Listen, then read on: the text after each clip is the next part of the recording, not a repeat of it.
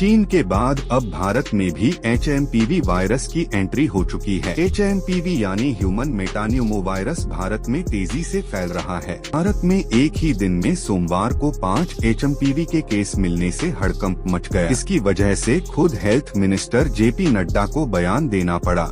उन्होंने देशवासियों से कहा कि सरकार की स्थिति पर पूरी नजर है, भी चिंता की कोई बात नहीं है। भारत में अब तक HMPV वायरस के 5 केस मिल चुके हैं। सोमवार को HMPV वायरस के कर्नाटक में 2, गुजरात में 1 और तमिलनाडु में 2 मरीज मिले। आज मंगलवार को भी 2 नए केस मिले हैं। इस तरह चीन से फैलना शुरू हुई नई बीमारी HMPV ने भारत की भी टेंशन बढ़ा चुका है। भारत में अब तक जितने भी केस मिले हैं सभी संक्रमित बच्चे हैं। तो चलिए जानते हैं भारत और चीन में HMPV वायरस को लेकर क्या है लेटेस्ट अपडेट्स। भारत सरकार ने HMPV वायरस पर क्या कहा। केंद्रीय स्वास्थ्य मंत्री JP नड्डा ने भारत में ह्यूमन मेटान्यूमो वायरस HMPV के मामले सामने आने के बाद सोमवार को कहा कि सरकार स्थिति पर बारीकी से नजर रख रही है और चिंता की कोई बात नहीं है। उन्होंने कहा कि HMPV कोई नया वायरस नहीं है और देश में किसी भी सामान्य श्वसन वायरस रोगजनक में कोई वृद्धि नहीं देखी गई है। JP नड्डा ने एक वीडियो संदेश में कहा